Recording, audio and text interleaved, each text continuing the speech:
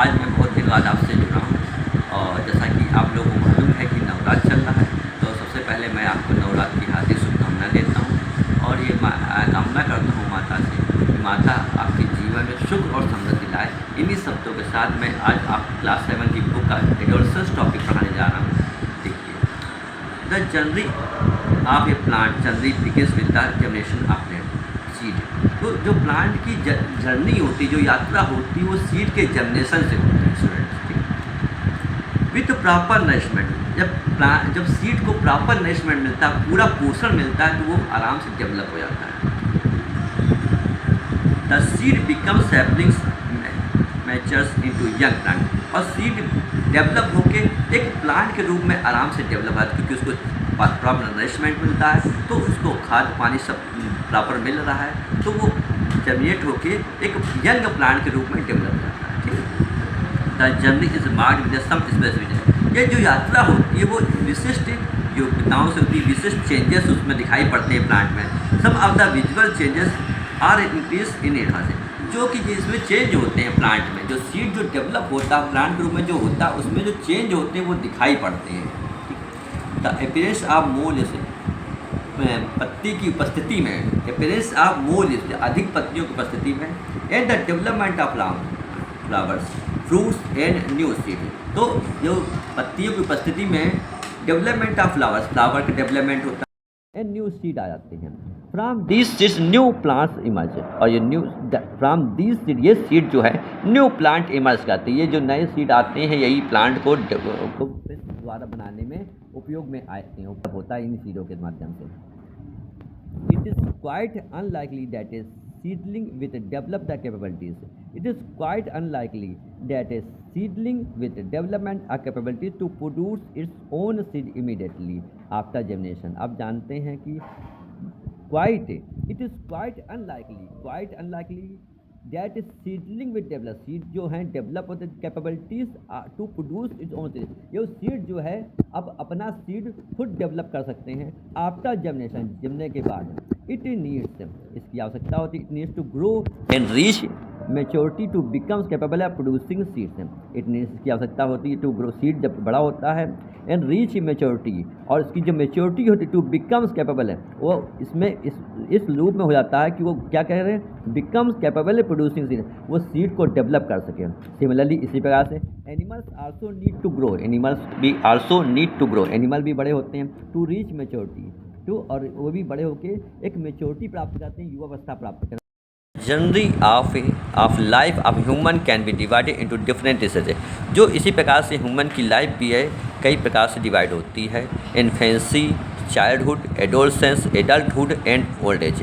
बचपन में और चाइल्डहुड बचपन से बड़ी अवस्था, एडोलसेंस किशोरावस्था, एडल्टहुड जो होती है किशोरावस्था के बाद वाली अवस्था जो मेच्योर व्यक्ति हो जाता है, उसके बाद आती है ओल्ड एज जो आदमी की होती है। Each person experience this stage at their own pace and the duration of each stage may vary from the individual to another. Each person, प्रत्येक व्यक्ति इन अनुभवों को अपने बचपन से वृद्धावस्था तक, इन अनुभवों को हर एक स्टेज पे अनुभव करता है, क्योंकि उसके साथ समय वो घटित होती हैं। And the duration of each stage may vary from one individual to another, और अपना भी अनुभव करता है और दूसरों को देख के भी वो इस बात को एहसास करता है कि इनका बचपन है, युवावस्था है, किशोरावस्था है, वृद्धावस्था, देख के वही बता सकता है। From infancy to adulthood our bodies undergo variation. Infancy बचपन से जो एडल्टहुड तक जाता है व्यक्ति, तो उसमें बहुत सारे इंडिविजुअल और बॉडीज अंडरगो वेरियस चेंजेस, हमारी बॉडी में, हमारे शरीर में बहुत सारे चेंजेस होते हैं। Until around 10 to 12 years of age, सबसे ज़्यादा चेंजेस जो हमारे होते हैं 10 से 12 ईयर्स ऑफ एज में होते हैं। Most changes are related to the height and weight. इस अवस्था में सबसे ज़्यादा हाइट और वेट में चेंज होता है। आफ्टर दिस, इसके बाद other noticeable changes begin to occur. इसके बाद जो चेंजेस होते हैं वो क्या होते हैं, चेंजेस बिगिन टू अकर, हमारे लिए अकॉर्डिंग टू हमें युवावस्था की ओर ले जाते हैं। Marking the onset of adolescence, जो कि ये बताते हैं कि हम युवावस्था में प्रवेश कर रहे हैं या किशोरावस्था में प्रवेश कर रहे हैं, उसका ये मार्क होते हैं, वो ये चिन्ह होते हैं जो इससे ये पता चलता है कि हम किशोरावस्था की उम्र प्राप्त हो रहे हैं। This is the period of rapid growth and development typically occurring between the ages of 10 to 19 है।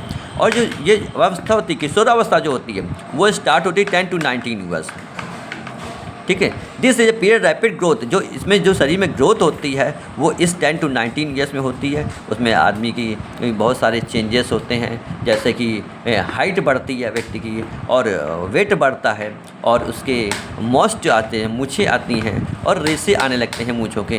तो इस तरह से भी आप समझ सकते हैं कि युवावस्था में व्यक्ति आप देख के किसी अपने सामने भी किसी बड़े भाई को, बड़े किसी बगल वाले पर्सन को आप देख के बता सकते हैं कि ये युवावस्था की ओर जा रहे हैं, ठीक है दोस्तों। तो during adulthood the body prepares for adult, और ये चेंज जो होते हैं वो ये बताते हैं कि बॉडी जो है ये एडल्टहुड के लिए प्रिपेयर हो रही है, इसका तात्पर्य यही है।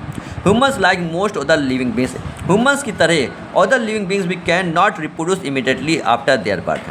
ह्यूमन्स लाइक मोस्ट, इसी प्रकार ह्यूमन के अलावा अदर लिविंग बींग्स जो है कैन नॉट रिप्रोड्यूस नहीं कर सकते, कैन नॉट, इसलिए इसका मतलब तात्पर्य ये है can not reproduce immediately after their birth, अपने जन्म के तुरंत बाद रिप्रोड्यूस नहीं कर सकते। Their body need to grow, उनकी बॉडी को आवश्यकता होती है ग्रो की, बढ़ने की, युवावस्था की ओर जाने की।